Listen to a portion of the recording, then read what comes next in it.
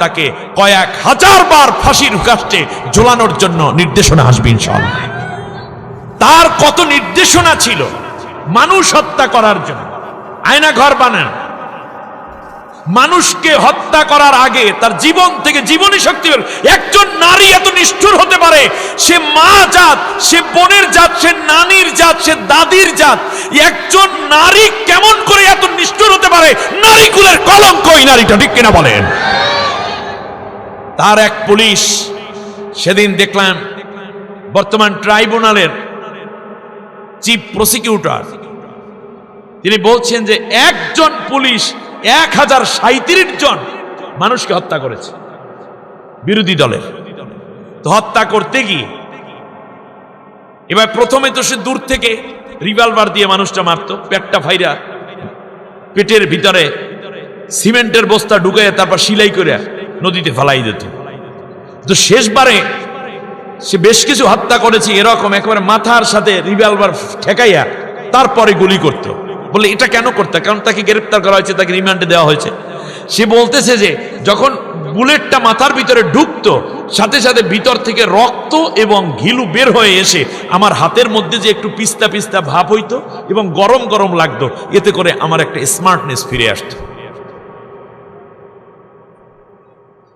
হেফাজতের রক্ত, পিলখানার রক্ত। 2006 সালের 28 অক্টোবরের রক্ত, 24-এর বিপ্লবী গণ আন্দোলনের রক্ত, ছাত্র সমাজের রক্ত এবং জীবন নিয়ে এখন সে দাদার দেশে যাইয়া এখন উকি দিতেছে, এই আসি, এই যাই, এই করি, সেই করি। এই দলটি কোনো মুসলমানের জন্য করা হারাম, ঠিক না বলেন? বাদ দেন। দেশ থেকে পালিয়ে যাওয়া মানুষ কোনোদিন ফিরে আসছে এই রকম প্রমাণ রাজনীতিবিদদের ক্ষেত্রে নাই। এটা গেছে, এটা পচে গেছে, আর আসবে না। তওবা করে আসুন না, আল্লাহর সামনে ভীতি নিয়ে দাঁড়ায়। আগামীকালকে ট্রাইব্যুনালে যে রায় হবে তা বিটিভিতে দেখাবে, বড় স্ক্রিনে দেখানো হবে, আন্তর্জাতিক মান করে। আমার তো মনে হয় তাকে কয়েক হাজার বার ফাঁসির কাস্টে ঝোলানোর জন্য নির্দেশনা আসবে ইনশাআল্লাহ। এবং তার সাথে যারা চামচা ছিল, দোষর ছিল, হত্যাকাণ্ডে জড়িত ছিল, প্রত্যেককে এই আদালতে বিচার এর কাঠগড়ায় দাঁড় করাতে হবে। আমাদের আল্লামা দেলোয়ার হোসেন সাঈদী সাহেবকে যারা হত্যার ষড়যন্ত্র করেছিল, রায় দিয়েছিল, পরবর্তীতে আবার চিকিৎসার নাম করে যারা হত্যা করেছে, তাদেরকেও এই ট্রাইব্যুনালে বিচারের কাঠগড়ায় দাঁড় করাতে হবে। ইসলামী আন্দোলন নেতাকর্মী, বিরোধী নেতাকর্মীদেরকে যারা হত্যা করেছে। অতএব কেউ যদি মনে করে যে আমি এটা করেছি, এটা কোনো ব্যাপার না, কেউ দেখে নাই, কেউ বোঝে নাই, ভুল। আপনি ভুল।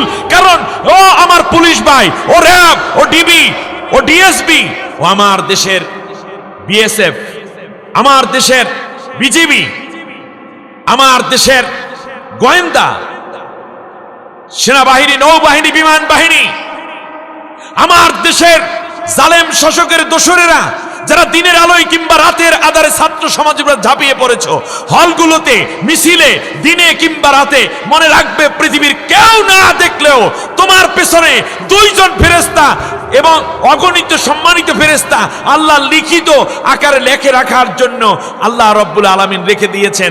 তোমার ট্রিগার কার জন্য চিপেছো, কাকে তুমি হত্যা করার চেষ্টা করেছো, সব কিছু লিপিবদ্ধ রয়েছে।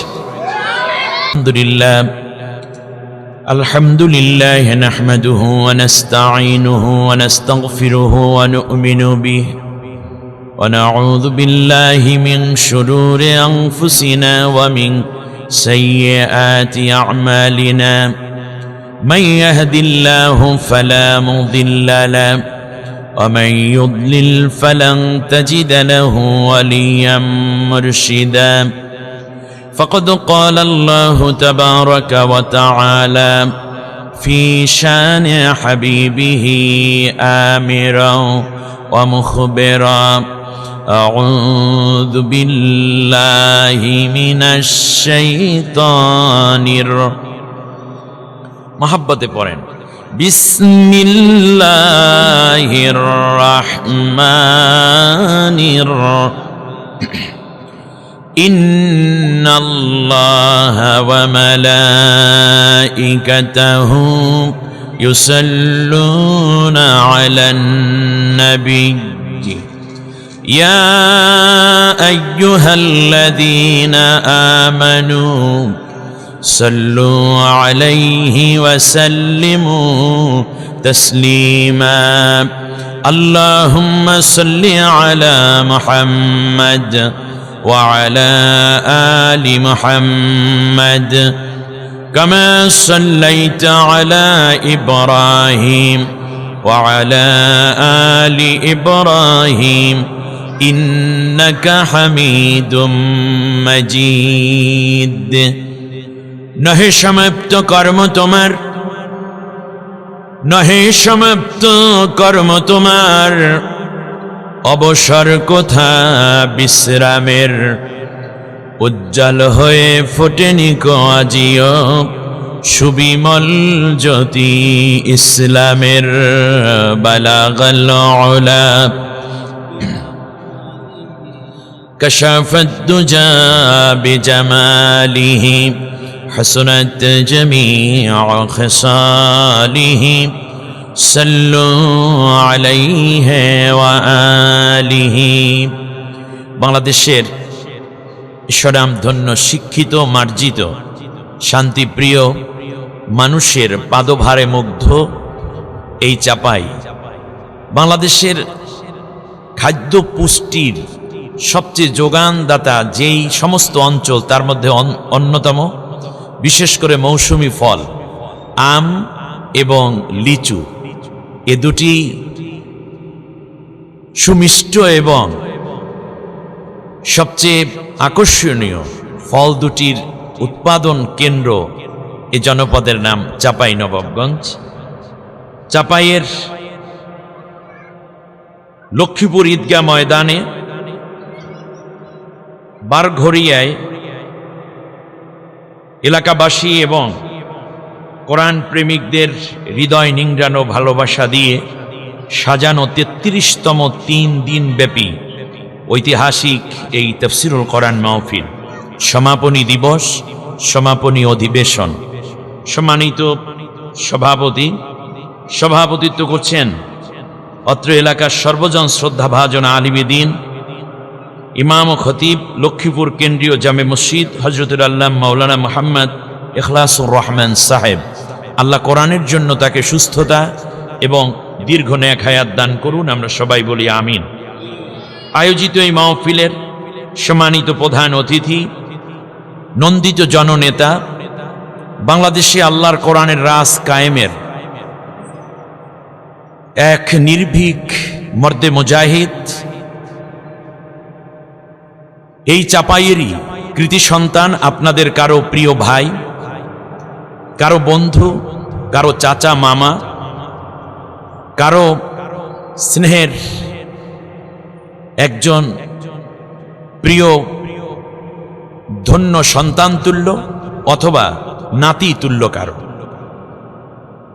বাংলাদেশ এবং বাংলাদেশের স্বাধীনতা সার্বভৌমত্ব রক্ষার অতন্ত্র প্রহরী বাংলাদেশ জামাত ইসলামী শহীদের রক্তে ভেজা এই কাফেলার নীতি নির্ধারণী সর্বোচ্চ ফোরামের অন্যতম সদস্য, নির্বাহী পরিষদের অন্যতম মেম্বার, ঢাকা মহানগরী দক্ষিণ জামাতের সম্মানিত মোহতারাম আমির, তরুণ সমাজের প্রিয় মানুষ। আমি যখন আসতেছিলাম ছোট্টরা দৌড়ে এসে প্রধান অতিথির সাথে যেভাবে মুসাফা করেছে, মনে হয় যেন কত দিনের চেনা একটা মানুষ ওদের। আর তিনিও দেখলাম একেবারে আনন্দের আতিশায্যে কাউকে একেবারে কোলের মধ্যে তুলে নেওয়ার চেষ্টা করছেন, কারো মাথায় হাত দিচ্ছেন, আর আমি পেছনে পেছনে মুচকি হাঁটছিলাম যে এত বড় দায়িত্বশীল, অত বড় কত বিনয়ী। কোরআনের আয়াতটা আমার খুব মনে পড়ছে। আল্লাহ তাআলা বলছেন, ফাবিমা রাহমাতিম মিনাল্লাহি লিনতা লাহুম ওয়ালাউ কুনতা ফাজ্জান গালিজাল কলবি লানফাদ্দু মিন হাওলিক ফা'ফু আনহুম আস্তাগফির লাহুম আশাওিরহুম ফিল আমর ফাইযা আযামতা ফাতাওয়াক্কাল আলাল্লাহ ইন্নাল্লাহা ইউহিব্বুল মুতাওয়াক্কিলিন। আল্লাহ রাব্বুল আলামিন বললেন, নবী তোমাকে যত গুণ আমি দিয়েছি তার মধ্যে অন্যতম একটা চরিত্র বৈশিষ্ট্য হলো আমি আল্লাহ তোমার অন্তরটাকে খুব মায়াবী করে, নরম করে, সফট করে তৈরি করেছি। একজন দায়িত্বশীল, একজন এলাকার প্রতিনিধি, নেতা কেমন হওয়া দরকার? আল্লাহ বলছেন নরম দিলের হতে হবে। ওয়ালাউ কুনতা ফাজ্জান গালিযাল কলব, যদি তুমি কঠোর হৃদয়ের হতে তাহলে তোমার থেকে সব মানুষগুলো দূরে দূরে চলে যেত। আজ নেতৃবৃন্দের মধ্যে কারো কারো ভিতরে কঠোরতা দেখা দিয়েছে, হতাশা দেখা দিয়েছে, অ্যাগ্রেসিভ হয়ে যাচ্ছে তারা।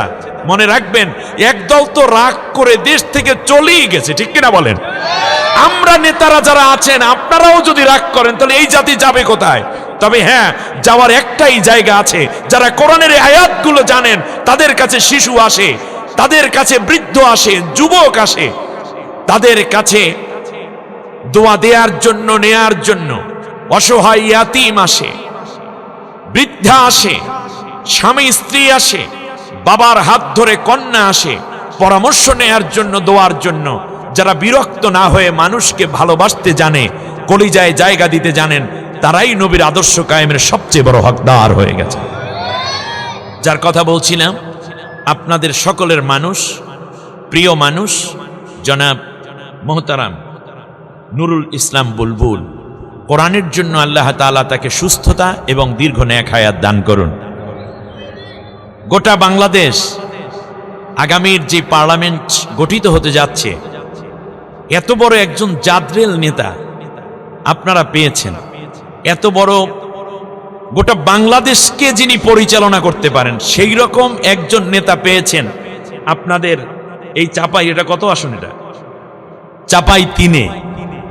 আজকে মজার ব্যাপার হচ্ছে 33 এবং 3, আমার মনেই হচ্ছে 3-এর সাথে কি জানি একটা মিল আছে। আজকে 33 লাগতে 3 লাগে কয়টা? 2টা। 3 দিন ব্যাপী এখানেও একটা আছে। আর চাপাই 3 আসনে এটা। আর ভাইও 3 দিনের সফরে আসছে। সুবহানাল্লাহ কয় না? আলহামদুলিল্লাহ। আল্লাহ রাব্বুল আলামিন কবুল করুন এই জাতির জন্য। আল্লাহ তাআলা যেন ভালোবাসা দিয়ে তিনি আমাদেরকে রাখতে পারেন, আমরাও যেন তার দাবিকে পূরণের জন্য, আল্লাহর কোরআনের প্রতিনিধিত্ব করার জন্য আল্লাহ যেন সংসদে কথা বলার তৌফিক তাকে দেন। আয়োজিত এই প্রোগ্রামে আজকে চমৎকার কথা বলেছেন অত্যন্ত বিদগ্ধ আলিম। আল্লাহু আকবার। আমি চিন্তা করি আমাকে ঢাকা থেকে আনলো কেন? আমি কি ওয়াজ করব? আমার ভাই যা কত সুন্দর রেফারেন্স দিয়ে আয়াতের পর আয়াত তিলাওয়াত করতেছিলেন। হযরতুল মাওলানা হাফেজ মোহাম্মদ আব্দুল আলিম কথা বলেছিলেন। নূর ইয়াহিয়া হেলালি প্রথম দিন, শহীদুল ইসলাম সাহেব সহ অনেকে, অন্যান্য অতিথিবৃন্দ, নেতৃবৃন্দ, এলাকার সম্মানিত যারা উন্নয়ন চান, শান্তি চান, সম্মানিত মুরব্বিয়ান একরাম, যুবক ভাইয়েরা, আজকের শ্রোতা মণ্ডলী, যুবক ভাইরা, আগামী দিনের কেমন বাংলাদেশ হবে তা মূলত বেশিরভাগ নির্ণয় করে যুবকদের উপরে, ঠিক না বলেন? ছাত্র সমাজের উপরে। কিন্তু ছাত্ররা নতুন করে যেই খেলা দেখাইয়ে দিল, 4টা ইউনিভার্সিটি ছাত্ররা বুঝাইয়া দিয়েছে যে যাই বলো না কেন, রাজশাহী ইউনিভার্সিটিতে পড়ে, চট্টগ্রাম ইউনিভার্সিটিতে পড়ে, চিটাগং ইউনিভার্সিটিতে, ঢাকা ইউনিভার্সিটিতে পড়ে, জাহাঙ্গীরনগর ইউনিভার্সিটিতে যারা পড়ে, আপনারা বলুন তারা কি কম মেধাবী নাকি বেশি মেধাবী? আমরা তো অনেকে এই ইউনিভার্সিটিগুলোতে এডমিশন টেস্টে চান্সও পাই না, অথচ তারা সেই জায়গায় তাদের নেতা কে হবে তা তারা নির্ধারণ করে এমন মানুষদেরকে দিয়েছে যারা ইসলামপন্থী, যারা ন্যায়পন্থী, যারা শান্তিপন্থী। হাজারো প্রোপাগান্ডা ছিল, হাজারো অপপ্রচার ছিল, কিন্তু ওই ছাত্রদের মেধা মগজ ভালো হওয়ার কারণে তারা চিন্তা করেছে ইসলামের বাইরে শান্তি নাই। হাজারটা কথা বললেও আমরা সেই দিকে কান দেব না। স্বাধীনতার 54 বছরের মাথায় এসে ইউনিভার্সিটিগুলোর চরিত্র এবং তার দৃশ্যপটকে চেঞ্জ করে দেওয়ার জন্য তারা সিদ্ধান্ত নিয়েছে যারা ইসলামের পথে আছে, ইসলামপন্থী যারা, আমরা তাদের হাতে আমাদের এই হাজার হাজার ছাত্রছাত্রীর দায়িত্বভার তুলে দিয়ে আমরা শান্তিতে থাকব। অতএব মেধাবী ছাত্ররা যেহেতু বুঝতে পেরেছে ইসলামপন্থীদের হাতে দেশ তারা নিরাপদ, তাদের ক্যাম্পাস নিরাপদ, অতএব আজকের বাংলাদেশের ধর্ম, বর্ণ, দল, মত নির্বিশেষে সবাই মিলে আমরা একটা সিদ্ধান্ত নিতে চাই, আগামীর পার্লামেন্টে আল্লাহর কোরআনের পন্থীদের হাতে দায়িত্বভার তুলে দেব। তাহলে আমার দেশ এবং আমাদের মান, ইজ্জত, সম্পদ, সম্মান নিরাপত্তা পাবে।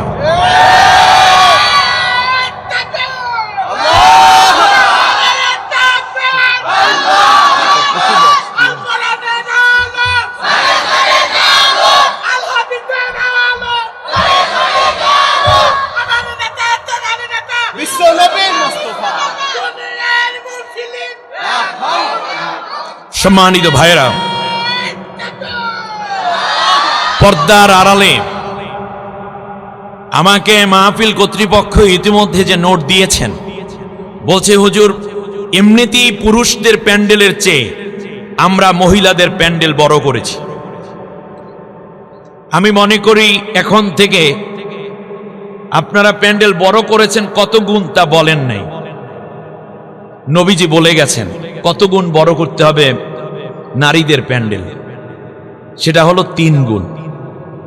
নবীজির কাছে জিজ্ঞেস করা হলো আমার উপরে কার হক বেশি? নবী বললেন তোমার মার। খেদমত করব কার? নবী বললেন তোমার মার। তারপর কার? তোমার মার। অতএব মায়ের জাতেরা যেহেতু এসেছে, আমাদের এই মা জাতির জন্য আমরা 3 গুণ শ্রোতা শুধু হয়েছে না, বরং আমি মনে করি 3 গুণ খেদমত তারা বেশি পাবে। ঠিক কিনা বলেন? মা বোনদেরকে আন্তরিক মোবারকবাদ জানাচ্ছি। বিশেষ করে চাপাইয়ের মা বোনেরা খুবই ধর্মপরায়ণ। আমি বুঝলাম কেমনে, সেটা হচ্ছে আমি মাহফিলে যখন আসতেছিলাম, গতকালকে দিনাজপুরে আমার মাহফিল, চাপাইয়ের ভিতরে ঢোকার সাথে সাথে আমি বুঝতে পেরেছি যে এইটা চাপাই হবে। আমি জিজ্ঞেস করলাম কি অবস্থা, আমার সহকারী বললেন যে হুজুর আমরা চাপাইতে কিন্তু ঢুকে পড়েছি, দিনাজপুরের সীমানা শেষ। আমি এই চাপাই রাস্তা ধরে এই পর্যন্ত এসেছি, যতজন নারীর রাস্তায় আমি দেখেছি তাদের সংখ্যা একেবারেই কম। এটা হলো একটা দিক। আর যারাই রাস্তায় নেমেছেন তারা অনেকটাই শালীন এবং ভালো পর্দা মেনটেন করে তারপরেই তারা রাস্তায় বের হয়েছে। অতএব এই প্রশংসাটুকু যেন আমি আগামী দিনগুলোতেও করতে পারি, আশা করি মা বোনরা এতটুকু সুযোগ দিবেন। কারণ হচ্ছে এই জাতির অর্ধেকটা নিয়ন্ত্রণ করেন নারীরা। আগামী দিন কেমন হবে, কোন নারীর ইজ্জত লুণ্ঠিত না হোক যদি চান, যদি কোনো নারী, কোনো মেয়ে কিংবা কোনো নারী পুরুষ কর্তৃক ধর্ষিতা না হোক, কিংবা তার ইজ্জত হনন না হোক, অথবা স্বামী কর্তৃক নিপীড়িত না হোক, অথবা নারীদেরকে দেখে কেউ কটাক্ষ করুক, এটা না চান, আপনার মেয়ের ইজ্জত সম্ভ্রম, আপনার সতীত্ব এবং সম্ভ্রম যদি রক্ষা করতে চান, তাহলে আপনাকে আজই ডিসিশন নিতে হবে। ইমানের তাকিদে আল্লাহর কোরআনকে সংসদে পাঠাতে হবে। কোরআনের পক্ষে যারা আছে তাদের পক্ষে আপনার থাকতে হবে। তার কারণ এই পৃথিবীতে কোরআন ব্যতীত কোনো বিধান কিংবা সংবিধান, কোনো আইন এবং কানুন নারীর সতীত্ব এবং তাদের সম্ভ্রমের নিরাপত্তা দিতে পারে নাই, ভবিষ্যতেও পারবে না। অতএব এটা শুধু একটি মাত্র দায়িত্ব নয়, বরং এটা ঈমান। আল্লাহ রাব্বুল আলামিন কোরআনুল কারীমের মধ্যে কয়েকজন নারীর কথা বলেছেন, তার মধ্যে একজন হলো ঈমানদার নারী। একজন নারীর ঈমানকে কেন্দ্র করে আল্লাহ রাব্বুল আলামিন তামাম দুনিয়ার সব ঈমানদারদেরকে উদাহরণ বানিয়ে বললেন, দরাবাল্লাহু মাতালাল লিল্লাযীনা আমানু মুরাআতা ফিরআউন। আল্লাহ রাব্বুল আলামিন বলেন, দুনিয়ার মানুষেরা শোনো, ঈমান যদি শিখতে চাও তাহলে আমি আল্লাহ ফিরআউনের স্ত্রী আসিয়া রাদিয়াল্লাহু আনহার ঈমানকে উদাহরণ বানাইয়া দিলাম। কার ঈমান? আসিয়া হলো ফিরআউনের স্ত্রী। তিনি কি জাহান্নামে যাবেন না জান্নাতে যাবেন? আচ্ছা, আমি মা বোনদেরকে লক্ষ্য করে শুধু এই কথাটুকু বলি যে ফিরআউনের স্ত্রী হওয়ার পরেও যদি জান্নাতে যেতে পারেন, তাহলে আপনি কেন ঈমানদার একজন স্বামীর স্ত্রী হয়ে জান্নাতে যাবেন না? এর মানে আপনি নিজে হয়তো জান্নাতে যেতেই চান না, আর নাহলে জাহান্নামে যাওয়ার কোনো কারণ থাকতে পারে না। ফিরআউনের স্ত্রী ফিরআউনের প্রতি অনুগতা, কিন্তু ঈমানের ব্যাপারে আপোষহীন। সুবহানাল্লাহ বলবেন না? ফিরআউন রান্না করতে বললে রান্না করে, কাপড় ধুইয়ে দিতে বললে কাপড় ধুই, বিছনা গুছাই দিতে বললে বিছানা গুছায়, কিন্তু ঈমানের ব্যাপারে তিনি আনকম্প্রোমাইজড, কোন রকম দ্বিচারিতা করেননি। মুসা আলাইহিস সালাম ঈমানের দাওয়াত দিলেন। তিনি বললেন, যেহেতু মুসা আলাইহিস সালাম আল্লাহর পক্ষ থেকে প্রেরিত রাসূল, তিনি আল্লাহর বাণী বলেন, আল্লাহর রাসূল বলেছেন, সুতরাং এখন থেকে আমি ফিরআউনের পক্ষ অবলম্বন করব। ফেরাউনের স্ত্রী পক্ষ নিয়েছে কার? মুসা আলাইহিস সালামের।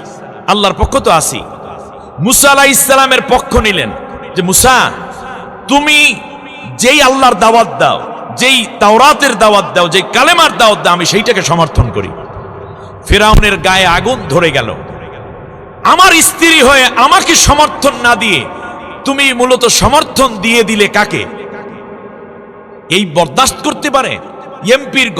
এমপির বউ যদি ভোট দেয় আর একজনারে, তাহলে ওনার নির্বাচন থাকে? আর কথাটা বুঝেন নাই মনে? এমপির বউ ভোট দেশে কারে? বিরোধী দলের। তাহলে তারা নির্বাচন থাকে? ফেরাউন দেখলো হায় হায়, আগুন তো ঘর থেকে লাগছে। তবে হ্যাঁ, আজ বাংলাদেশে এরকম বহু আসিয়া তৈরি হয়ে গেছে। বাবা করে তাগুতের দল, বাবা করে ইসলাম বিরোধী দল। এমন স্ত্রী বহু আছে যে স্বামী করে ইসলাম বিরোধী দল, তাগুতের দল, কিন্তু গোপনে কিংবা প্রকাশ্যে সেই ইসলামপন্থীদেরকে সমর্থন দিয়ে আসিয়ার ইমানের পরীক্ষায় তিনি উত্তীর্ণ হয়ে যাচ্ছেন।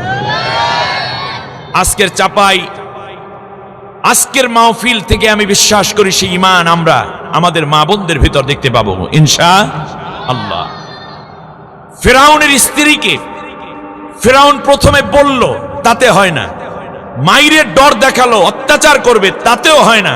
শেষ পর্যন্ত পেটালো, রক্তাক্ত করলো। আসিয়া রাদিয়াল্লাহু তাআলা আনহাকে বলল, এইবার ঠিক হয়েছে? বলল যে না, আমি তো মুসাকে সমর্থন দিয়েছি। এর মানে হচ্ছে দ্বীনের পথে, ইসলামের পথে সমর্থন দিতে গিয়ে হযরত আসিয়া রাদিয়াল্লাহু তাআলা ঈমানের পরীক্ষায় পাশ করে ফেললেন। একটু পরে একটা তক্তা আনা হলো, আপনারা জানেন, লোহা গাড়া হলো, তারপরে সেটাকে চিৎ করা হলো, লোহাটাকে উল্টানো, লোহাগুলো এভাবে তাকিয়ে আছে, তার উপরে আসিয়া রাদিয়াল্লাহু তাআলা আনহাকে শুয়ে দেয়া হলো। দেহের ভিতরে লোহাগুলো ঢুকছে, রক্তক্ষরণ, ব্লিডিং প্রচুর। আসিয়া বেহুশ হয়ে পড়লেন। অনেকক্ষণ পরে লোহার ভিতর থেকে টেনে আসিয়া রাদিয়াল্লাহু তাআলা আনহাকে তুলে একটা চাটাইয়ের উপরে রাখলো। কিছুক্ষণ পর আসিয়া রাদিয়াল্লাহু আনহা যখন সজাগ হলেন, অর্থাৎ হুঁশ যখন আসলো, তখন জিজ্ঞেস করলো, আসিয়া তুমি কি ঠিক হয়েছো? বলল যে হ্যাঁ, আমি ঠিক হয়েছি, আমি মুসার পক্ষেই আছি, তোমার পক্ষে নাই। যারা এই পৃথিবীতে ফিরআউনের মতো স্বৈর শাসক, তারা চায় নারীদের উপর নির্যাতন করে, পুরুষদের উপর নির্যাতন করে, অত্যাচার করে, আয়নাঘর বানিয়ে ফাঁসি দিয়ে জুলুম করে, গালিগালাজ করে, অপবাদ দিয়ে দিয়ে তারা তাদের দল ভারী করতে চায়। কিন্তু যারা সত্যিকার ঈমানদার, জীবন চলে যাবে, আল্লাহর কোরআনের পক্ষ থেকে অন্য পক্ষে যাওয়ার কোনো সুযোগ নেবে না। তারা বলল, তেল আনো। বিশাল কড়াই, তেল ভরা হলো কড়াইয়ের ভিতরে, আগুন জ্বালানো হলো নিচে, তেল টকবক করে ফুটছে। দুইজন সৈনিক এসে আসিয়া রাদিয়াল্লাহু তাআলা আনহাকে চাংদোলা করে এখন তাকে তেলের ভিতরে ডুবাইয়া দিবে। তিনি ফ্রাই হয়ে যাবেন, ভাজি হয়ে যাবেন। আর আসিয়াকে কাঁটা চামচ দিয়ে কেটে কেটে খাবে। ছুরি এবং প্লেট নিয়ে আসছে ফেরাউন। আর ফেরাউন যা বলে তা কত অনুগত তোমার চেয়ে কেউ ভালো জানে না। রব্বুল আলামিন, আমি তো চলে যাব, তার আগে তোমার কাছে আমি একটা দরখাস্ত করি, কারণ আমার নাকের মধ্যে আমি এখন জান্নাতের সুঘ্রাণ পেতেছি। আমি শহীদ হয়ে যাব, আমি জানি তুমি আমাকে একটা জান্নাত দিবা, কিন্তু আল্লাহ তোমার কাছে একটা দাবি, রব্বি বিনুলি বাইতান ইনদাকা ফিল জান্নাহ। রব্বুল আলামিন, জান্নাত তো দিবা, অনেক দূরের জান্নাত আমি চাই না, বরং তোমার আরশের কিনার দিয়ে অতীব নিকটে আমার জান্নাত বানাইয়া দিও, যেন ওই জান্নাতের জানালা খুলে মাবুদ তোমাকে আমি দেখতে পাই। মন যখন চাইবে তখন যেন আমি তোমার সাথে কথা বলে কলিজা ঠান্ডা করতে পারি। সুবহানাল্লাহ। এ গেল আসিয়া, সমর্থন দিলেন ফিরআউনের স্ত্রী হওয়ার পরেও মুসা পয়গাম্বরকে আল্লাহ বানিয়ে দিলেন জান্নাতি। আল্লাহ বললেন, তোমাদের ঈমান এইভাবে শেখো। কোথায় তোমার জন্ম, কোন ঘরে তোমার বিবাহ, কোন ঘরে তুমি, কোন বংশে তুমি নারী, সেটা দেখার বিষয় নয়, তুমি কার স্ত্রী সেটা দেখার বিষয় নয়। যখন সুযোগ পাইবে তখন তোমরা ইসলামের পথে, ঈমানের পক্ষে তোমরা যখন সমর্থন দিয়ে দিবে, তাহলে তুমি নিজেও হয়ে উঠবে ওই যুগের আসিয়া। আমি বিশ্বাস করি আজকের হাজারো আসিয়া দিয়ে এই মাহফিলকে আল্লাহ তাআলা সাজিয়ে রেখেছেন। প্রিয় বন্ধুগণ, অপরদিকে দুইজন নবীর স্ত্রী, দুইজন ছিলেন নবীর স্ত্রী। আল্লাহ রাব্বুল আলামিন বলেন, শোনো, وضرب الله مثلا للذين كفروا امرأة لوط وامرأة نوح। আল্লাহু আকবার। নূহ ওয়া লূত, আল্লাহ তাআলা বলতেছেন, আমি আল্লাহ রাব্বুল আলামিন দুইজন ঈমানদারের স্ত্রীর উদাহরণ দিলাম কাফেরদের জন্য। কানাতা তাহতা আবদাইনি মিন ইবাদিনা ওয়া খানাতাহুমা। আল্লাহ রাব্বুল আলামিন বললেন, এই দুইজন মানুষ ছিল পৃথিবীর দুইজন বড় নেককার বান্দার, দুইজন নবীর স্ত্রী। হযরতে লূত আলাইহিস সালামের স্ত্রীর নাম ওয়ালেহা, নূহ আলাইহিস সালামের স্ত্রীর নাম ওয়াগেলা। কিন্তু যখন নবীগণ দ্বীনের দাওয়াত দেয়া শুরু করলেন, আল্লাহর দ্বীন বিজয়ের জন্য যখন আন্দোলন শুরু করলেন, ঘরের স্ত্রী হওয়ার পরেও নূহ আলাইহিস সালামকে তার স্ত্রী আর লূত আলাইহিস সালামের স্ত্রী ওই নবীকে সমর্থন দেন নাই, বরং নবীর বাইরে মতাদর্শ, মতবাদ, দল এবং চিন্তা আদর্শে যারা লালিত দেশের মধ্যে তাদেরকে তারা সমর্থন দিয়ে দেছে। ইংলিশে যেটাকে বলে ভোট, সমর্থন দিয়ে দেয়া হলো। আল্লাহ রাব্বুল আলামিন বলেন, তারা দুইজন নেককার মানুষের স্ত্রী হওয়ার পরেও তারা খানাতাহুমা, তাদের কাছে যে আমানত ছিল সেই আমানতের খেয়ানত করে ফেলেছে। এর মানে আমানত মানেই হচ্ছে এই যে এই আমানত দিয়েছেন আল্লাহর পক্ষ থেকে, আর সেটা পাবেও আল্লাহ, ঠিক না বলেন? কিন্তু লূত এবং নূহ আলাইহিস সালামের স্ত্রীরা তারা মূলত এই সমর্থন পাওয়ার যোগ্য ছিল কে? তার স্বামী। স্বামী নাকি নবী? স্বামী হইলেই হবে? তাহলে তো ফিরাউনের স্ত্রী হওয়ার কারণে ফিরাউন কি তিনি স্বামীকে সমর্থন দেন না? অর্থাৎ ইমানের ভিত্তিতে সমর্থন দিতে হবে একজন বান্দাকে। সেই ভিত্তিতেই অধিকার ছিল নূহ এবং লূত আলাইহিস সালামের, কিন্তু তারা ক্ষমতার এই জায়গাটায় কিংবা তারা সমর্থনের এই জায়গাটা দুর্বল হয়ে যাওয়ার কারণে আল্লাহ তাআলা বললেন, এই দুইজন হচ্ছে কাফেরের দল অন্তর্ভুক্ত লোক। তাহলে ফিরাউনের স্ত্রী হওয়ার পরেও ইমানের পক্ষে থাকার কারণে যাবে জান্নাতে, আর নবীর স্ত্রী হওয়ার পরেও লূত এবং নূহ আলাইহিস সালামের দুইজনের স্ত্রী যাবে কোথায়? জাহান্নামে। এমনকি ছেলেও যদি, নবীর ছেলেও যদি হয়, তারপরেও যদি তার সমর্থন ইসলামের পথে না আসে, তাহলে ওই ব্যক্তি, ওই সন্তান জান্নাতি হতে পারে না। আজকে এরকম বহু সন্তান বাংলাদেশে আলহামদুলিল্লাহ জন্ম হয়েছে, বাবা তাগুতি দল করেন, ইসলাম বিরোধী পন্থী, কিন্তু দেখা গেছে যে তার সন্তানটা ইসলামের পক্ষে গোপনে প্রকাশ্যে কাজ করে যাচ্ছে। নূহ আলাইহিস সালামের সন্তান জান্নাতি না জাহান্নামী হবে? সেটা জাহান্নামে, কারণ বাবার কথা শুনে নাই। সম্মানিত ভাইরা, আসুন না আমরা আজকের আমাদের সম্মানিত মা বোনদের নিয়ে নৈতিক এবং ব্যক্তি মানবীয় এই সব বিষয়গুলো নিয়ে সূরা আন-নাজিয়াতের 40 থেকে 46 নম্বর আয়াত অত্যন্ত গুরুত্বপূর্ণ।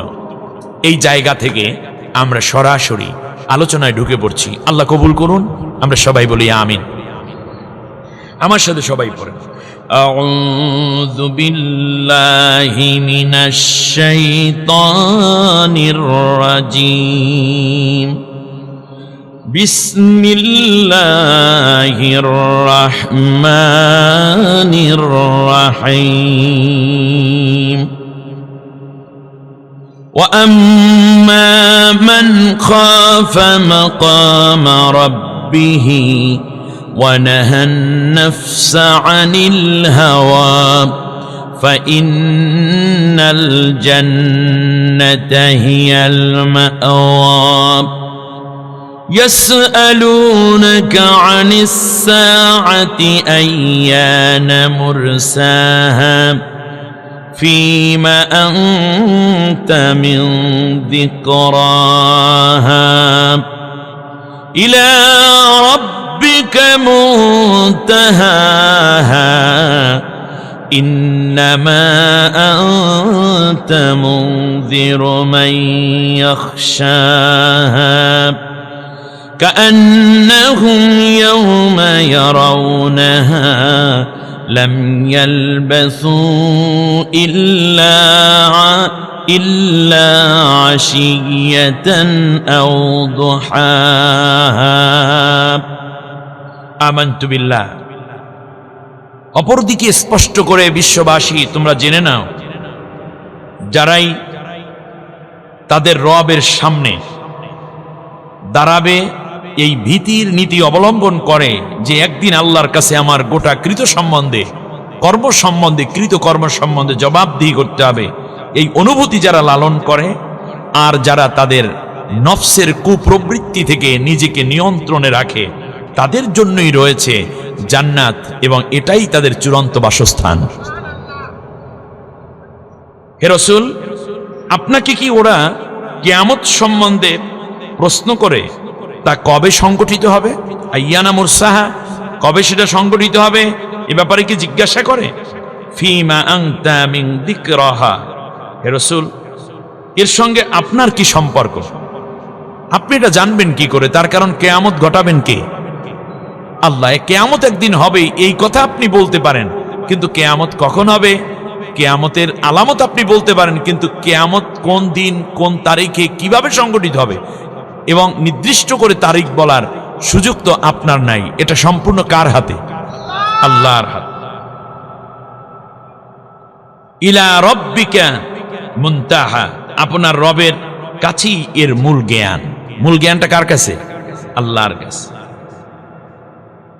আপনি কেবলমাত্র তাদেরকে সতর্ককারী একজন মানুষ, নবী, যিনি মানুষকে ওই দিবস সম্বন্ধে সতর্ক করার বার্তা নিয়ে তাদের কাছে বারবার ফিরে যাচ্ছেন। যেদিন তারা তা দেখতে পাবে সেদিন তাদের মনে হবে তারা যেন দুনিয়ায় এক সন্ধ্যা কিংবা এক সকাল মাত্র অবস্থান করেছিল। কাআন্নাহুম ইয়াওমা ইয়ারাউনাহা, যখন তারা স্পষ্ট দেখতে পাবে কিয়ামতের সেই ভয়াবহতা, তখন তারা বলবে লাম ইয়ালবাসু ইল্লা আশিয়াতান আও দুহা, একটা সকাল কিংবা একটা সন্ধ্যা মাত্র আমরা ছিলাম, একটা দুপুরের ছোট্ট রোদে যেন ছিলাম আমরা। আসলে দুনিয়ার জীবনটা বড়ই সংকীর্ণ। বারাকাল্লাহু লানা ওয়া লাকুম ফিল কোরআনিল আযীম। আল্লাহুম্মা ইগফির লানা ওয়া লিওয়ালিদাইনা ওয়া লিজামিল মুমিনিনা ওয়াল মুমিনাত ইয়াওমা ইয়াকুমুল হিসাব। সূরা নাজিয়াত যেহেতু সূরাটা প্রথম থেকে তিলাওয়াত হয়ে আসছে, বিষয়বস্তু, শানে নজুল, প্রেক্ষাপট কিছু বলার দরকার নেই, আমি সোজা চলে যাব মূল জায়গায়। আল্লাহ রাব্বুল আলামিন এখানের মূলত 38 নম্বর আয়াত থেকে ধরে 46 নম্বর আয়াত পর্যন্ত আল্লাহ তাআলা দুইটা কাজের জন্য জান্নাত এবং দুইটা কাজের জন্য জাহান্নামকে উল্লেখ করে মানুষের কিয়ামতের ময়দানে ভয়াবহ পরিস্থিতির কিছু আলামত উপস্থাপন করেছে। আমার আগে আমার প্রিয় ভাই হাফিজ মাওলানা আব্দুল আলিম বারাকাল্লাহু ফি হায়াতিহি আকরামাহুল্লাহ ফিদ দুনিয়া ওয়াল আখিরাহ, আল্লাহ তার কণ্ঠ, তার বক্ষ, তার ইলম, তার বক্তব্যের মধ্যে আরো বেশি নূর এবং ইলমি মাহারাত দিয়ে ধন্য করে দিন। তিনি তাগুত সম্বন্ধে বলেছেন, আল্লাহ তাআলা বলছেন জাহান্নামী হবে তারা। ফাআম্মা মান তাগা, তার আয়াত আলোচনায় আমি একটু রেস্ট টেনে আনলে আপনাদের আলোচনাটা শুনতে ভাল লাগবে আশা করছি। আল্লাহ বলছেন ফাআম্মা মান তাগা ওয়া আসারাল হায়াতাদ দুনিয়া, যারা তাগুত হবে এবং দুনিয়ার জীবনকে প্রাধান্য দিয়ে জীবন যাপন করবে, যারা বলবে দুনিয়া তো মজা লোলো, দুনিয়া তুমহারি হায়, ইট ড্রিঙ্ক অ্যান্ড বি মেরি, খাও দাও ফুর্তি করো, আগামীকাল বাঁচবা কিনা বলতে পারো। দুনিয়ার জীবনকে যারা একমাত্র জীবন বানিয়ে নিয়েছে, যেমন সমাজতন্ত্র, ধর্মনিরপেক্ষ মতবাদ এবং নাস্তিক্য মতবাদ, পুঁজিবাদ, এইরকম অ্যাথিস্টে যারা নিজেদেরকে জড়িয়ে নেয়ার কারণে মনে করেছে যে আসলে পরকাল বলতে কিছু নাই, এই কথাগুলো যারা বলে এদের অবস্থায় এমন হবে যে একদিকে রাষ্ট্রের মধ্যে তারা ইসলাম বিরোধী আইন কায়েম করে আর দুনিয়ার জীবনকে প্রাধান্য দেয়। ফাইন্নাল জাহিমা হিয়াল মাওয়া, তারাই হচ্ছে জাহান্নামের অধিবাসী। তাগুতকে চিনতে হলে আল্লাহ পরিচয় করিয়ে দিয়েছেন কোরআনের মধ্যে। মুসা আলাইহিস সালামকে আল্লাহ বলছেন ইযহাব ইলা ফিরআউন ইন্নাহু তাগা, মুসা তুমি ফেরাউনের কাছে যাও, সে তাগুত হয়ে গেছে। ফেরাউন কি করেছে? ফেরাউন নিজে নিজে আইন করে সেইটা জাতির উপরে চাপাইয়ে দিয়েছে। আর মুসা আলাইহিস সালাম আল্লাহর পক্ষ থেকে আইন পেয়ে সেইটা দিয়ে নেতৃত্ব দেওয়ার মাধ্যমে জাতির কাছে আল্লাহর গোলাম বানানোর দাওয়াত দিয়েছিলেন। ঠিক কিনা বলেন? এই ধরনের দুইটা গোষ্ঠী আজও আছে না নাই? আল্লাহ রাব্বুল আলামিন বলেন, শোনো, ওয়ালাকাদ বা'আতনা ফি কুল্লি উম্মাতির রাসূলা আন ইবুদুল্লাহ ওয়াজতানিবুত তাগুত। দুনিয়ার সব নবী আমি প্রেরণ করেছি যাতে করে তাগুত থেকে মুক্ত হয়ে তারা যেন আমি আল্লাহর গোলামিত্ব গ্রহণ করতে পারে। অতএব আপনি একজন মোমেন, নামাজি, রোজাদার, পরেজগার, কিন্তু রাষ্ট্রীয় আইন এবং ব্যবস্থাপনায় যদি আল্লাহর কোরআনের আইন না এনে ব্রিটিশদের আইন, আমেরিকান আইন, ভারতের আইন, মানব রচিত মতবাদ এবং দর্শনের আইন যদি আপনি নেন, প্রকারান্তরে আপনি আল্লাহর গোলামিত্ব করেন নাই। গোলামিত্ব শুধু নামাজে নয়, সমাজেও আল্লাহর গোলামিত্ব আছে। ঠিক না বলেন? আল্লাহ রাব্বুল আলামিন আবার বললেন, শোনো, ফামান ইয়াকফুর বিত-তাগুতি ওয়া ইউমিন বিল্লাহি ফাকাদ ইসতামসাকা বিল উরওয়াতিল উসকা লা ইনফিসামা লাহা আল্লাহু সামিউন আলীম। ফামান ইয়াকফুর বিত-তাগুত, এরপরেও শোনো, যারা তাগুতের দলে আছে, যারা কোরআনের বিধান, আল্লাহর আইন কায়েমের দলে নাই, যারা তাগুতের দলের নেতা কিংবা কর্মী আছে, ওইটাকে যদি অস্বীকার করে কালেমা লা ইলাহা ইল্লাল্লাহ পড়ে আমি আল্লাহর হুকুমাতের মধ্যে যদি তারা নিজেদেরকে ইনক্লুড করায়, তাহলে আমি আল্লাহ তাদের জন্য রেখেছি সে যেন আমার একটা রশি ধারণ করলো, যেই রশির এক প্রান্ত আমি আল্লাহর হাতে, আর এক প্রান্ত আমার বান্দার হাতে। পৃথিবীর কেউ নাই আমার হাত থেকে আমার বান্দাকে ছুটাই নিতে পারে। সুবহানাল্লাহ। তাহলে এখানে আমরা কি তাগুতে রেখে তারপর আল্লাহর রশি ধরবো, নাকি তাগুতকে বাদ দিয়ে তারপরে আল্লাহর ঈমান আনতে হবে? আমাদের সমাজে বহু ঈমানদার আছেন, বুজুর্গ আছেন, মুরব্বী আছেন, মুফতি আছেন, পীর আছেন, নামাজি আছে, ইমাম আছে, রোজাদার আছে, নারী আছে, পুরুষ আছে, যারা একদিকে তাগুতকেও মানে আর একদিকে আল্লাহরেও সেজদা দেয়। আল্লাহ রাব্বুল আলামিন তার নামাজ রোজা কবুল করবেন না। তার কারণ হচ্ছে এই যে তাগুতকে আগে আল্লাহ বাদ দিতে বলছেন, তারপরে ঈমান আনতে বলেছেন। ঈমান এনে তাগুতকে লালন করলে তার ঈমান কবুল হয় না।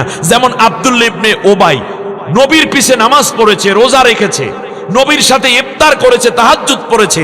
আব্দুল্লাহ ইবনে উবাই আল্লাহ নবীর মতো দাড়ি ছিল, নবীর মতো পাঞ্জাবি ছিল। মৃত্যুর পরে নবী তার জানাজা পড়েছে, নবী সাল্লাল্লাহু আলাইহি ওয়াসাল্লাম তার জন্য কাঁদছে। তার কারণ নবীর প্রতি তার ওসিয়ত ছিল, নবীর জামা মোবারক দিয়ে তার কাফনের কাপড় দেয়া হয়েছে। নবী কাঁদতেছে তার জন্য, আল্লাহ তারে মাফ করে দাও। নবী জানাজার ইমাম, হাজারের অধিক সাহাবী যারা আব্দুল্লাহ বিন উবাইর জানাজায় হাজির হয়েছেন। এখন আল্লাহ তাআলা বলছেন, ইস্তাগফির লাহুম আও লা তাস্তাগফির লাহুম ইন তাস্তাগফির লাহুম ৭০ মাররাতান ফালাই ইয়াগফিরাল্লাহু লাহুম। নবী তুমি এই আব্দুল্লাহ বিন উবাইর জন্য দোয়া করো আর না করো, ক্ষমা চাও আর না চাও, কশিন কালেও আমি তাকে মাফ করব না। তার কারণ সে নামাজে আমাকে মেনেছে, টুপিতে মেনেছে, দাড়িতে মেনেছে। ঠিক তেমনি সে আমাকে বড় পাঞ্জাবিতে মানতো, রোজায় মানতো, তাহাজ্জুদে মানতো। কিন্তু যখন দেশের আইন কার হুকুমে চলবে এই প্রশ্ন যখন আনতো, তখন আমি আল্লাহর কোরআন দিয়া দেশ চলুক আর তুমি এই রাষ্ট্রের নেতা হও, এইটা সে কোনোদিন চায় নাই, মনে মনেও চায় নাই। মাঝে মাঝে ইসলাম বিরোধীদের সাথে আতাত কইরা, যুদ্ধের ডামাডোল বাজাইয়া, তাদেরকে ইন্ধন যোগাইয়া মুসলমানদের উপর সে যুদ্ধ চাপাইয়া দিত। সুতরাং এইরকম চিন্তা যারা আছে, নামাজ আছে, দাড়ি আছে, টুপি আছে, ওইদিকে তাগুত গোষ্ঠীর সমর্থন আছে, এই লোকদের ঈমান আমি আল্লাহ কোনোদিন কবুল করি না। ইন্নাল মুনাফিকিনা লাকাযিবুন, মুনাফিকরা ঈমানের ব্যাপারে মিথ্যাবাদী। তার কারণ হচ্ছে ঈমান আনতে হয় আগে তাগুতকে তালাক দাও, তারপরে আল্লাহ রব্বুল আলামিনের কোরআন এবং আল্লাহর উপরে ঈমান আনো, তাহলে তুমি খাঁটি মুমিন। নবীর পিছে নামাজ পড়ার পরেও, নবীর সাথে রোজা এবং সিয়াম, ইফতার, সাহরি করার পরেও, নবীর সাথে এক জামাতে মুসল্লি হয়ে নামাজ পড়ার পরেও কেবল অন্তরের মধ্যে আল্লাহর বিধান এবং তাগুতের বিরুদ্ধে তাগুতকে ত্যাগ করার মানসিকতা না থাকার কারণে আব্দুল্লাহ বিন উবাই জান্নাতি হতে পারে নাই। নবী দোয়া করেন, এরপরেও কাজ হচ্ছে না। সাহাবীরা আমিন আমিন বলেন, তারপরেও কাজ হয় না। আল্লাহ রাব্বুল আলামিন ডাক দিয়ে বললেন, নবী শোনো, ফালা ওয়া রাব্বিকা লা ইউমিনুনা হাত্তা ইউহাক্কিমুকা ফীমা শাজারা বাইনাহুম সুম্মা লা ইয়াজিদু ফি আনফুসিহিম হারাজাম মিম্মা কাদাইতা ওয়া ইউসাল্লিমু তাসলিমা। ও নবী, আমি আমার নিজের কসম খেয়ে বলি, তোমার রবের কসম। কার কসম কে খায়? আল্লাহ নিজে নিজের কসম খেয়ে বলছেন, হয় মোমেন হয় নাই, মোমেন হয় নাই যতক্ষণ পর্যন্ত আমি আল্লাহর কোরআনের শাসন আর তুমি যেইভাবে বিচার ব্যবস্থা রাষ্ট্র পরিচালনা করো এইটা আনুগত্যের সাথে সন্তুষ্ট চিত্তে যারা মেনে নিতে পারবে না, আমি আল্লাহ কসম খেয়ে বললাম ওরা মোমেন হয় নাই। খেয়াল করেছেন কথা? তাহলে ঈমান টিকে থাকে নামাজের কারণে, নাকি না ওই নামাজি যদি আল্লাহর কোরআন দিয়ে দেশ এবং সমাজ চালাতে না চায় তাহলে ওই নামাজির ঈমান আল্লাহ কবুল করেন না।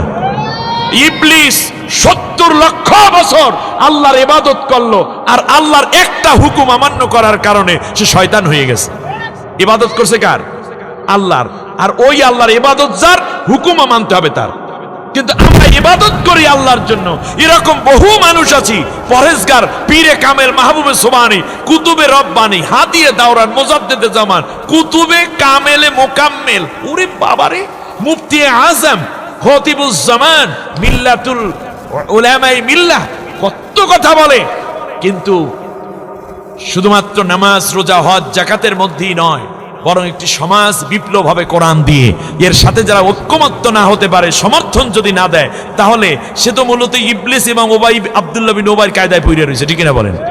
তার কারণ আদমকে সিজদা করো এইটা ছিল হুকুম, আর নামাজ, রোজা, তাসবিহ, তাহলিল, জিকির এগুলো ছিল তার ইবাদত। তো ইবাদতের পর যেই আল্লাহর জন্য ইবাদত, সেই আল্লাহর জন্য হুকুমাত। কথা বোঝে না?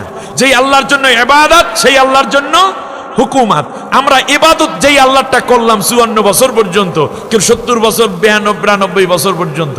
সুতরাং আগামী দিনে আমরা হুকুমাতটাও আল্লাহকে দিয়ে দেব। সেই আল্লাহকে হুকুমাত দেওয়ার সুযোগ আসতেছে কিনা? সেই আল্লাহর হুকুমাত যারা কায়েম করতে চান, আমরা বিনা প্রশ্নে, বিনা দ্বন্দ্বে, নিঃসংকোচে তাদের হাতে রাষ্ট্রের দায়িত্ব তুলে দেব। সবাই রাজি? সবাই রাজি? কে কে রাজি? দুইটা হাত উঁচু করে আল্লাহকে দেখান।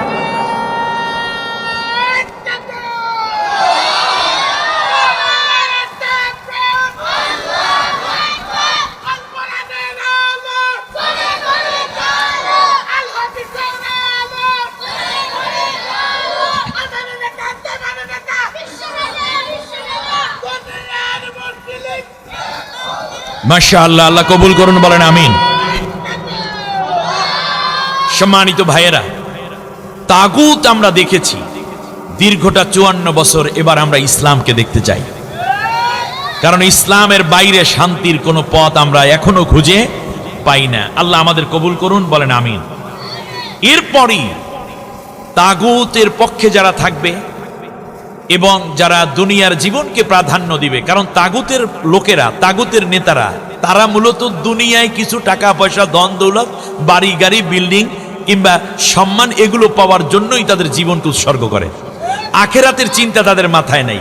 অপরদিকে এইবার জান্নাতি মানুষের পরিচয় আল্লাহ বলতেছেন, যেটা আমার পূর্ববর্তী বক্তা আব্দুল আলিম ভাইয়ের পরের কথা। এখান থেকে আমারটা শুরু হয়ে গেল। এ তো জাহান্নামে যাবে যারা দুনিয়ার জীবনকে প্রাধান্য দেয় এবং তাগুতি করে, ঠিক না বলেন?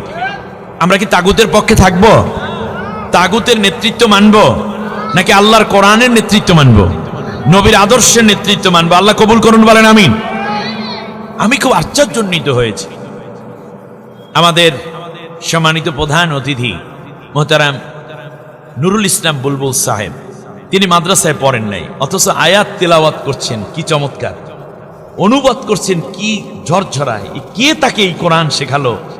নিঃসন্দেহে যেই জায়গায় মানুষগুলো গেলে কোরআনের এত সুন্দর চর্চা হয়, যেখানে কোরআনের জন্য জীবন উৎসর্গ করার শপথ হয়, এটাই হলো আমাদের কাঙ্ক্ষিত জায়গায়, এটাই আমাদের শান্তির চূড়ান্ত স্থান হবে ইনশাআল্লাহ। এবার আল্লাহ রাব্বুল আলামিন বলেন, শোনো, জাহান্নামীরা তো জাহান্নামে যাবে, তবে মনে রেখো, যদি দুইটা কাজ তুমি করতে পারো তাহলে আমি আল্লাহ ওয়াদা দিলাম তোমাকে আমি জান্নাতের মধ্যে বাসিন্দা বানাইয়া দেব। প্রিয় চাপাইবাসী, আমি আপনাদের কাছে জানতে চাই, সম্মানিতা মা বোন ভালো করে শুনুন, রিক্সাওয়ালা, ভ্যানওয়ালা, অটোওয়ালা, সেখান থেকে ধরে দোকানদার, খুদে দোকানদার কিংবা ফুটপাতের দোকানদার, পার্মানেন্ট দোকানদার, শিল্পপতি, ব্যবসায়ী কিংবা যারা আছেন র্যাব, পুলিশ, গোয়েন্দা, ডিবি, ডিএসবি, মেম্বার, চেয়ারম্যান হয়ে শুরু করে দেশবাসী, বুদ্ধিজীবী, কর্মজীবী, শ্রমজীবী, সেখান থেকে ধরে যারা এই পেশাজীবী আছেন, সকলের কাছে একটাই প্রশ্ন, আপনারা কি জাহান্নামে যেতে চান নাকি জান্নাতে যেতে চান? আচ্ছা, তাহলে আজকে আল্লাহর কাছে আমরা চাইয়াই বসি, দুইটা হাত উঁচু করে, যারা জান্নাতে যাবেন তারা দুইটা হাত উঁচু করেন লম্বা করে।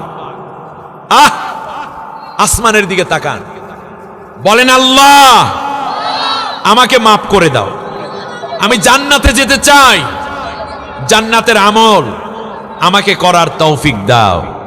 আমিন আমিন ইয়া রাব্বাল আলামিন। আল্লাহ নবীও বলতেন, আল্লাহুম্মা ইন্না নাসআলুকাল জান্নাতা ওয়া নাউযু বিকা মিনান নার। আল্লাহ আমাকে জাহান্নাম থেকে বাঁচাও, জাহান্নাম থেকে আমি বাঁচতে চাই আর জান্নাত পেতে চাই। সুবহানাল্লাহ বলেন, আমরাও জান্নাত পেতে চাব। আল্লাহ রাব্বুল আলামিন বলেন, ওয়া আম্মা মান খাফা মাকামা রাব্বিহি ওয়া নাহান নাফসা আনিল হাওয়া ফাইন্নাল জান্নাতা হিয়াল মাওয়া। সহজ, দুইটা কাজ করো, দুইটা কাজ করো মাত্র আমার বান্দা, আমার বান্দি।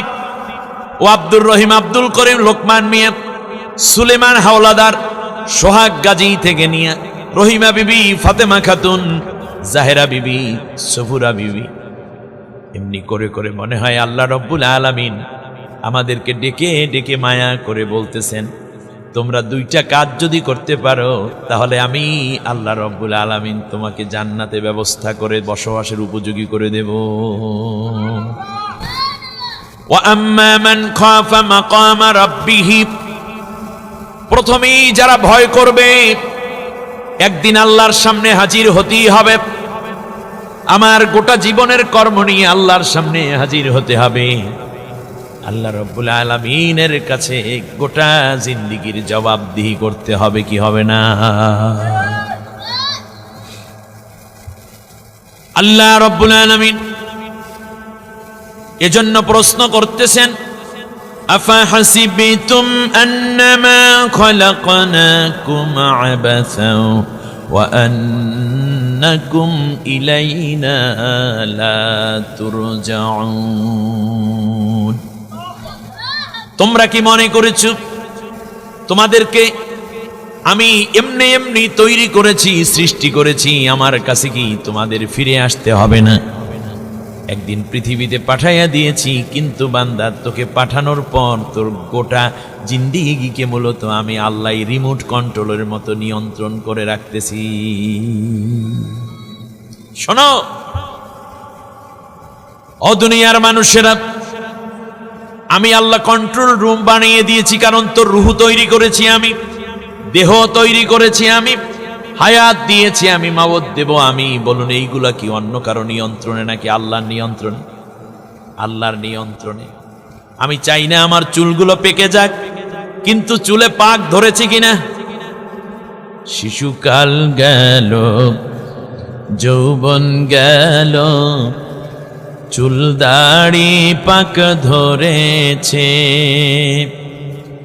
হঠাৎ একদিন শুনবে রে বন্ধু আমার মরণ হয়েছে। মৃত্যুটা কার হুকুমে হবে? বেঁচে আছি কার ইচ্ছায়? জোরে বলতে হবে, এই পৃথিবীতে আসছি কার ইচ্ছায়? বেঁচে আছি কার ইচ্ছায়? মরে যাব কার ইচ্ছায়? বাঁচা এবং মরার মাঝখানে যতটুকু হায়াত পেলাম, এই মুহূর্তে আমরা কার ইচ্ছা পুরো করে দেব? আলিল্লাহ, জমিনের বুকে আইন চলবে একমাত্র আমি আল্লাহর, এটা আমার ইচ্ছা। আল্লাহু আকবার কোন? আলা লাহুল খলকু ওয়াল আমরু, সৃষ্টি যার, আইন চলবে তার। সৃষ্টিকার, আইন চলবে কার? আল্লাহর। আমাদের দেশে কি আল্লাহর আইন আছে? নাই। অতএব আল্লাহর আইন যারা বাস্তবায়ন করতে চায় আমরা তাদেরকে সহযোগিতা করব, ফলে আমরা আল্লাহর আইনের পক্ষের মানুষ হিসাবে মাপ পেয়ে যাব। কিন্তু মনে রাখতে হবে এই স্বল্প সময়ের দুনিয়ায় ওমান নুআম্মিরুহু নুনাক্কিসহু ফিল খালকি আফালা ইয়াকিলুন, আমি আল্লাহ রাব্বুল আলামিন যাকে ইচ্ছে একটা দীর্ঘ হায়াত দেই, আর যাকে ইচ্ছে আমি আল্লাহ হায়াত কমাইয়া ছোট করে দেই। বাবার কাঁধে সন্তানের লাশ, দাদার কাঁধে নাতির লাশ, এমনি করে করে আমি আল্লাহ রাব্বুল আলামিন যাকে চাই হায়াত বাড়াই, যাকে চাই হায়াত কমাইয়া দেই। এখানে এমন কেউ রয়েছি আগামী কালকেই হয়তো যার জানাজার জন্য খাটিয়া প্রস্তুত হয়ে আছে। আসলে অমন হাসায়া অমন যেতে হবে কাদায়া,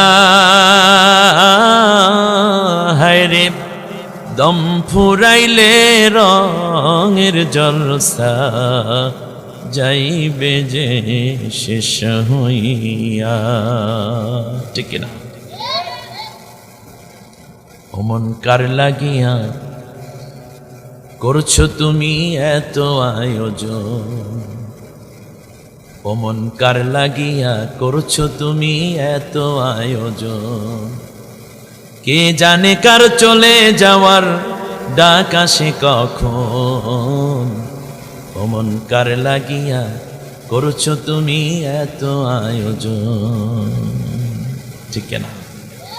অতএব একটা প্রস্তুতি নিতে হবে, মাবুদের সামনে হাজির হতে হবে। আল্লাহর সামনে হাজির হওয়া লাগবে কি লাগবে না?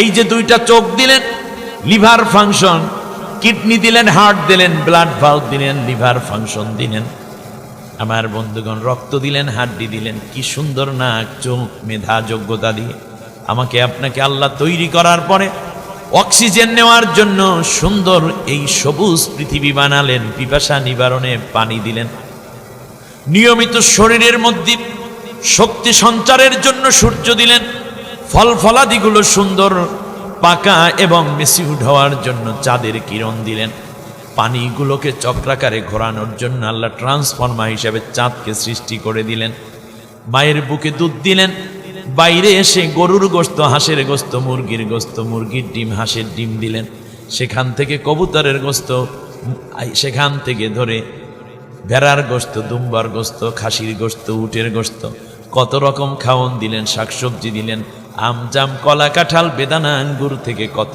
রকমের ফল ফলাদি দিলেন, শরীরের মধ্যে রক্ত দিলেন, মন জুড়ানোর জন্য স্ত্রী দিলেন, কলিজার শান্তি আনার জন্য স্বামী স্ত্রীকে একত্রিত করে আল্লাহ রব্বুল আলামিন সন্তান দিলেন। একদিন পৃথিবী থেকে আমার আপনার চলে যেতে হবে। আল্লাহ রব্বুল আলামিন বলতেছেন, শোনো দুনিয়ার মানুষেরা, আইনামা তাকুনু ইউদরিকুমুল মাউতু ওয়ালাউ কুনতুম ফি বুরুজিম মুশাইয়াদা, যদি লোহার নির্মিত সন্দুকের মধ্যে, সিন্দুকের ভিতর যদি লুকাও, তারপরেও তোমাকে মৃত্যু পেয়ে যাবে। কুল ইন্নাল মাউতাল্লাযী তাফিররুনা মিনহু ফাইন্নাহু মুলাকীকুম, মরণ থেকে যতই পালাও মরণ তোমারে লইবে ঘিরি, যদিও সুদূর আকাশ পানে পালাও সেথায় লাগিয়ে সিঁড়ি। এ মহারোগের নাই চিকিৎসক, নাই কোনো ঔষধ ধরাতে, খুঁজিয়া পাগল হইলে কি হবে, পারবে না তারে ফেরাতে। ফেরানো যাবে, কিন্তু আমার আপনার সাথে রয়ে গেছে আমল। নেক কাজ করি, বদ কাজ করি, দিনে করি, রাতে করি, লোক সম্মুখে করি, লোকের চোখের আড়ালে করি, গোপনে করি কিংবা প্রকাশ্যে করি, যত নেক কিংবা গুনাহ। আজকে রাতে দেখবেন কিছু মানুষ গোপনে বসে বসে দাঁড়াইয়া কিংবা রুকুতে সাজদার মধ্যে গিয়ে চোখের পানি ছেড়ে আল্লাহর কাছে কানবে। দুনিয়ার কেউ দেখে না, কে দেখে? আবার দেখতে পাবেন কিছু মানুষ এই রাতে চুরি করবে, ডাকাতি করবে, জিনা করবে, ব্যভিচার করবে, লোকচক্ষুর আড়াল হবে, কিন্তু কেউ না দেখলো। একজনের চক্ষু তো কোনোদিন ফাঁকি দেওয়া যায় না, তার নাম কি?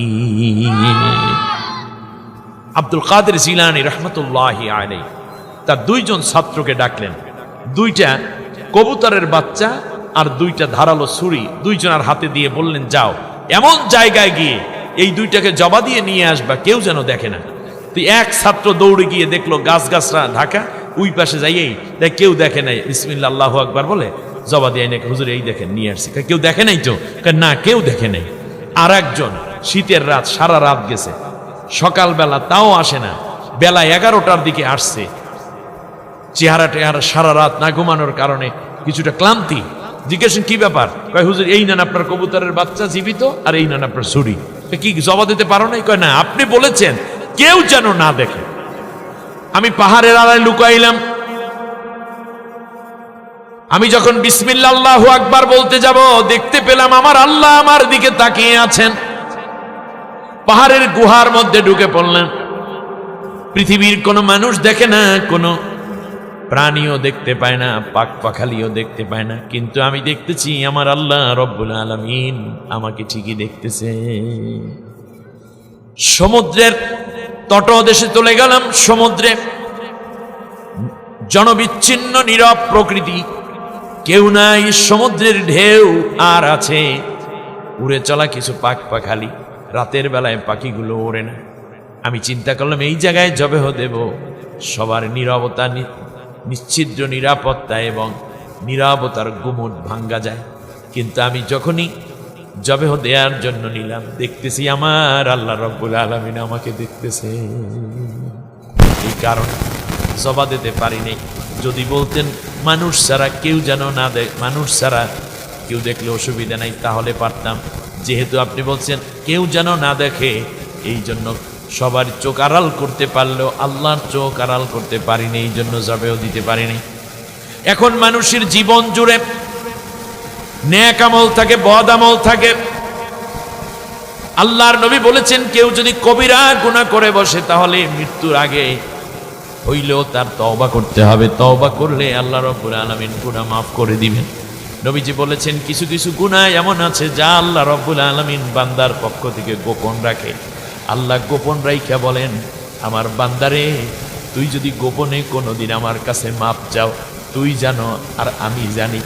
তুই যদি গোপনে জিনা করেছো, গোপনে চুরি করে খেয়েছো, গোপনে মদ পান করেছো, গোপনে জুয়া খেলেছো, গোপনে কোনো না কোনো অন্যায় করে ফেলেছো, আমার বান্দা আমার বান্দি, আমি আল্লাহ রব্বুল আলামিন গোপন রেখেছিলাম। এই জন্য বান্দা তুই একদিন আমার কাছে তওবা করবি। জীবনের একটা পর্যায়ে এসে যখন তুই তওবা করো আমার কাছে, আল্লাহ কোনোদিন ওই কাজটা আমি করব না, ওইটা বড় ভুল ছিল, আমাকে তুমি মাফ করে দাও, কোনোদিন জীবনে আর এই পথে পা বাড়াবো না। তাহলে আমি আল্লাহ রব্বুল আলামিন তোর গোপন গুনাহগুলো গোপনে গোপনেই মাফ করে দেই। এখানে এমন অনেক মানুষ আছেন যৌবন বয়সে জিনা করে ফেলেছেন, বন্ধুদের আড্ডায় বসে মদ, গাঁজা, ফেন্সিডিল, কোকেন, তারি, মারজুয়ারা, পেতিডিন, ইয়াবা, হিরোইন, গাঁজা খাইয়া বসেছেন।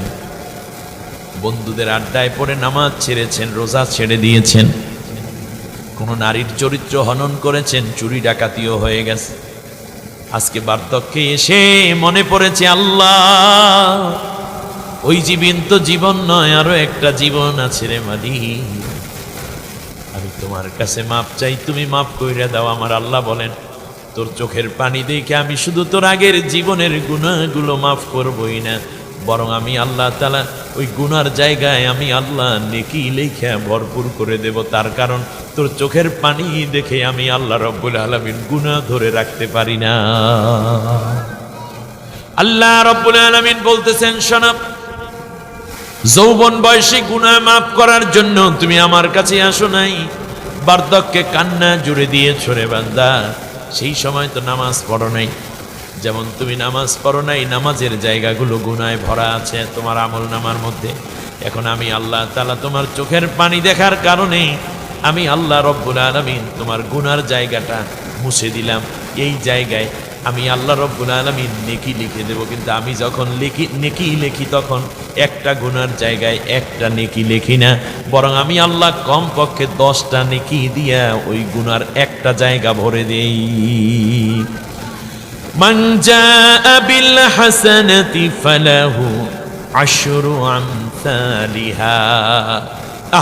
কেউ যদি আমার কাছে একটা নেকি নিয়ে আসে, তওবা করে, আমি আল্লাহ রাব্বুল আলামিন গুনার জায়গায় 10টা নেকি দিয়ে ভরপুর করে দেই। সুবহানাল্লাহ বলেন। আল্লাহ রাব্বুল আলামিন বলেন, কুল ইয়া ইবাদিয়াল্লাযীনা আসরাফু আলা আনফুসিহিম লা তাকনাতু মির রাহমাতিল্লাহ ইন্নাল্লাহা ইয়াগফিরুয যুনুবা জামিআ ইন্নাহু হুয়াল গফুরুর রাহিম। ও নবী, তুমি আমার ওই বান্দা বান্দীদেরকে বলো যারা গুনাহ করতে করতে ক্লান্ত হয়ে পড়েছে, জীবনের এমন কোনো গুনাহ নাই যা তার দ্বারা হয় নাই। মাদক সেবন, নারী ধর্ষণ, ইজ্জত লুণ্ঠন, সেখান থেকে চুরি ডাকাতি বদমাইশি বেনমাজি হওয়া, বেরোজাদার হওয়া, হাজার রকমের গুনাহ অন্যায় অত্যাচার করে জীবনটা শেষ করে দিছে। ও আমার কাছে আসবে সাহস পায় না। ওই গুনাহগারটারে ডাক দিয়া বলো, আল্লাহর রহমত থেকে তোমরা নিরাশ হইও না, চোখের পানি ছেড়ে তওবা করো, আল্লাহ তাআলা আগের জীবনের সব গুনাহ মাফ কইরা দিবেন।